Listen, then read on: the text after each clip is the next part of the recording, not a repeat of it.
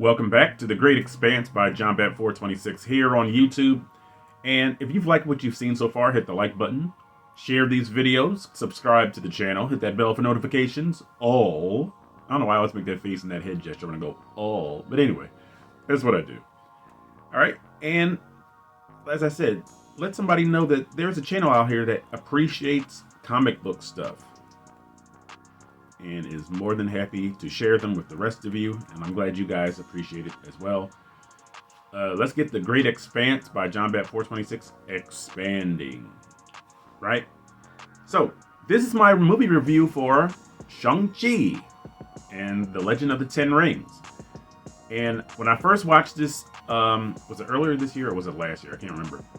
After 5 minutes of like the water dancing between Shang-Chi, who turned out to be Shang-Chi's parents, I was like, not in the mood. But after watching those 3 ghastly, abysmal episodes of She-Hulk, Attorney at Law, episodes 3, 4, and 6, I said, I can watch anything.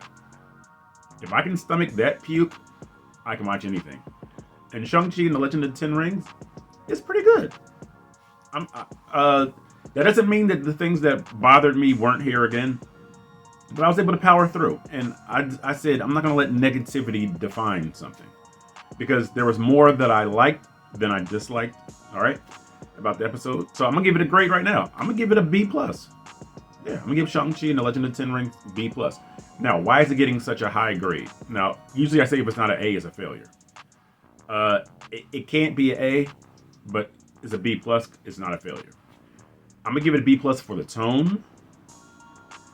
I mean, the tone is serious. There are sprinklings of comedy and attempts at comedy. One character works the whole movie, who's kind of funny. Katie, his friend, she works the entire movie. I like her voice, too. She sounds like an American. Now, that's one of the issues I had with the movie, is that the Asian characters are very Americanized.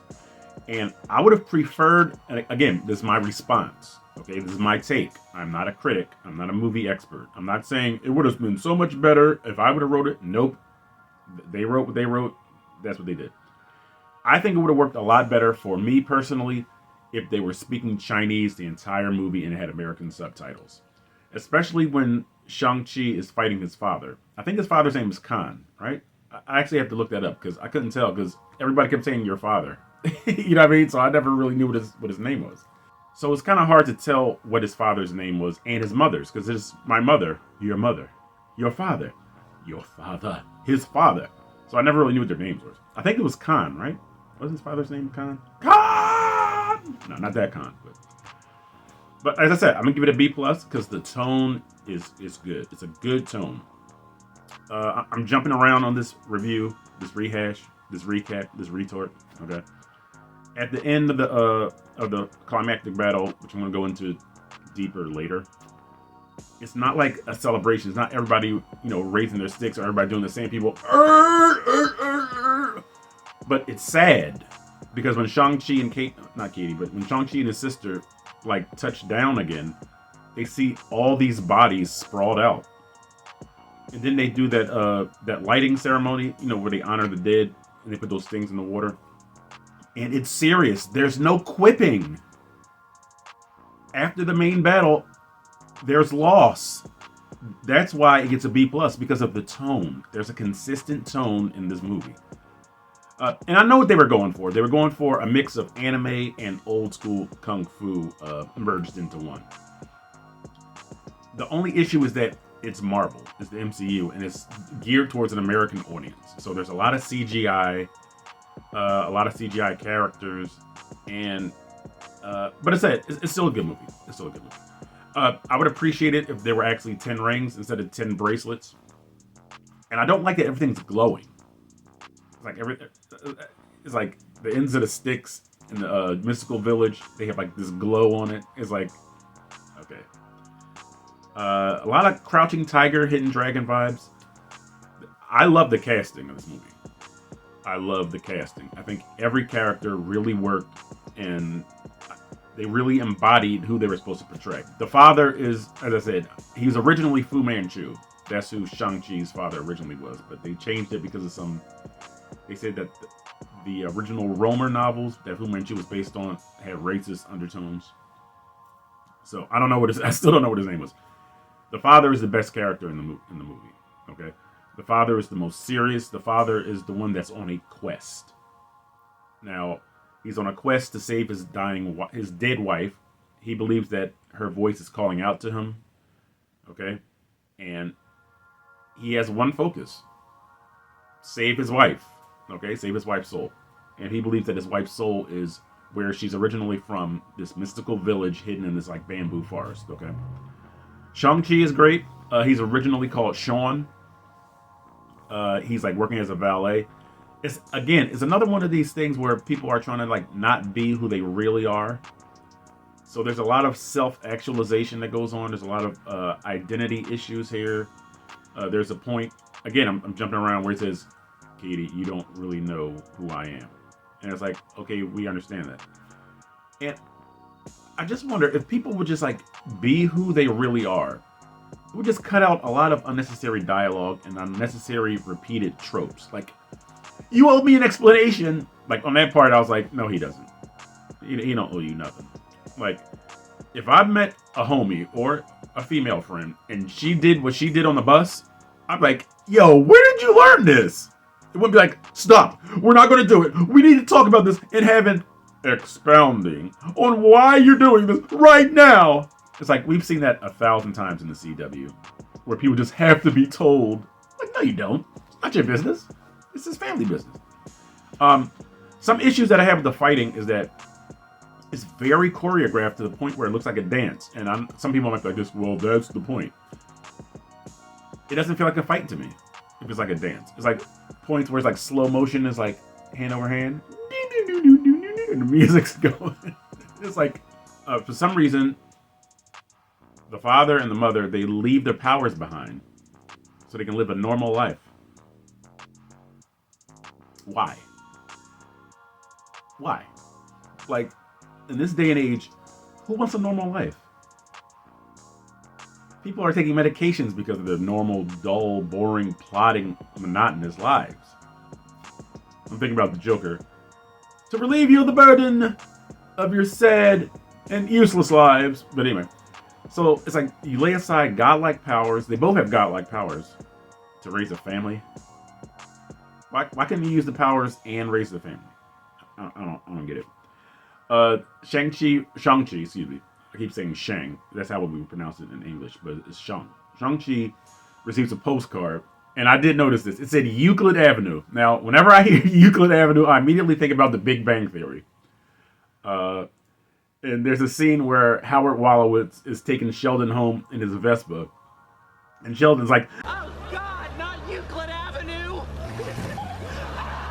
So, of course, I had to put that in. That's just me, okay? A lot of the slow motion was kind of unnecessary during the fights. And one thing I don't like, and this was kind of evident when Shang-Chi fights his father, I don't like messy fights. I don't like a lot of, like I said when I commented on Wonder Woman, where she was fighting Ares, it's too messy sometimes. A lot of times it's too messy. But when it's like regular, like, you know, like live action, like, I love the fighting. Like, the fighting is great. It's like a lot of times they're trying to do too much, and it kind of, it doesn't take me out of it, but it causes me to like look at it from like a observational perspective. It's like, it's not like, oh, this movie sucks. I never said that while I was watching this. Fred Hammond on the bus that's filming the fight, I thought he was funny. Like I said, a lot of Americanization that I didn't like.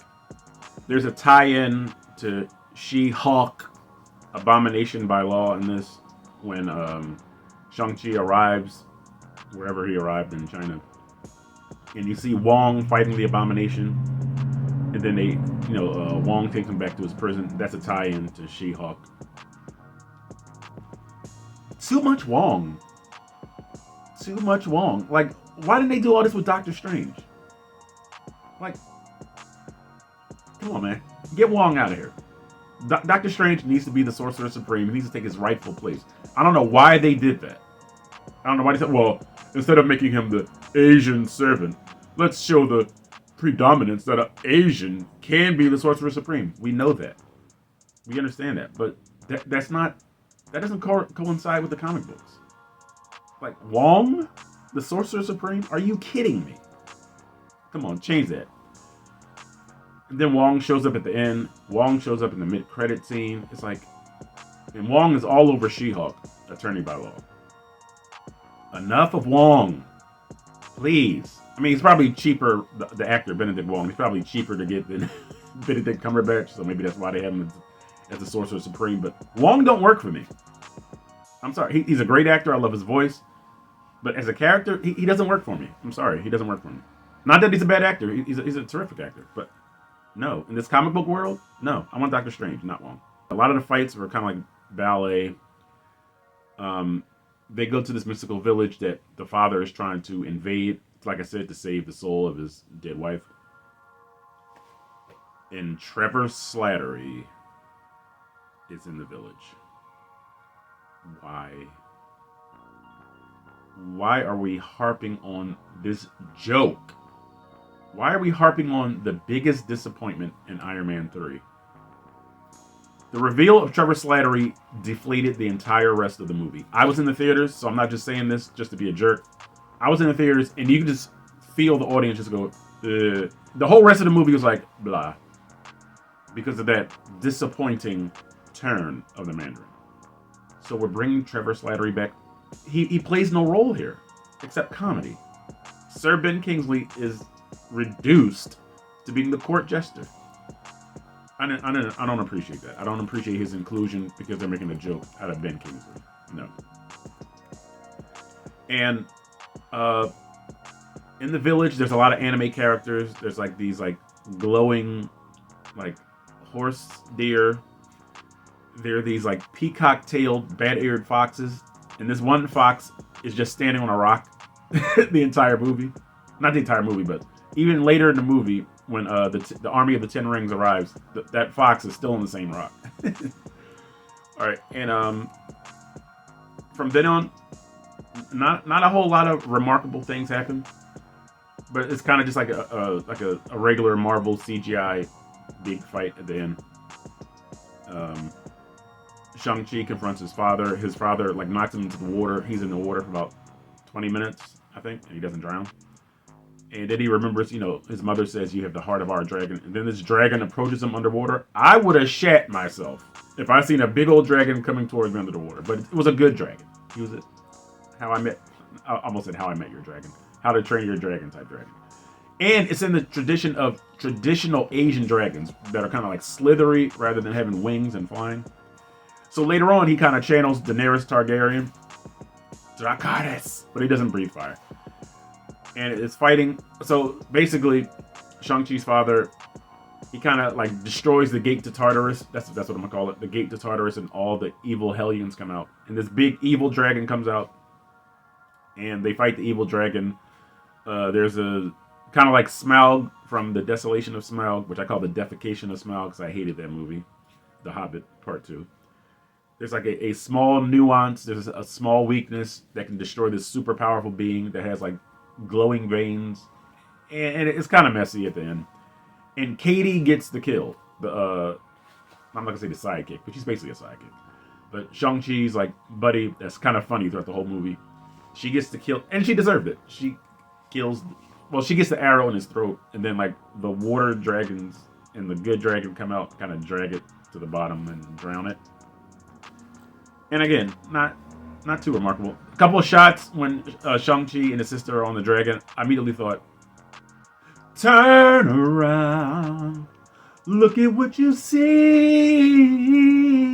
From the Never-Ending Story, because it looked like the kid on the back of that white thing on the Never-Ending Story. Sorry about that rendition. I couldn't sing.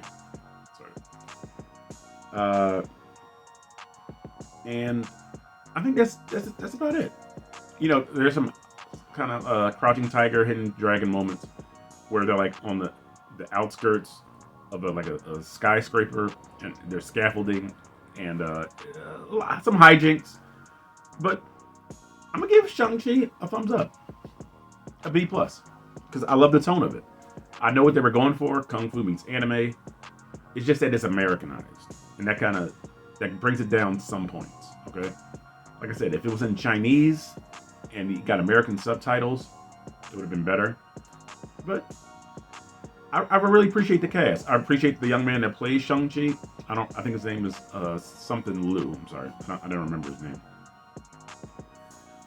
The sister was a little one-dimensional, but overall, this was a good movie. And I guess Shang-Chi will be incorporated into the MCU somehow. I would love to see him in his traditional Master of Kung Fu gear. Okay. Again, that's a nostalgia nod, but I like to see it. Okay. So, that was my review, my recap, my rehash, my retort of Shang-Chi and the Legend of the Ten Rings. What did you think about it? Was it perfect? Did it suck to you? Let me know. Write a dissertation in the comments if you need to. And again, let's get The Great Expanse by JohnBet426 expanding. Hit the like button, share it with somebody. Do a hand-to-hand. Hey, hold this for me. What's this? The Great Expanse by JohnBet426. But anyway, so glad you guys came here for this video. We can't wait for you to see our next one. And we appreciate all your support. Thank you.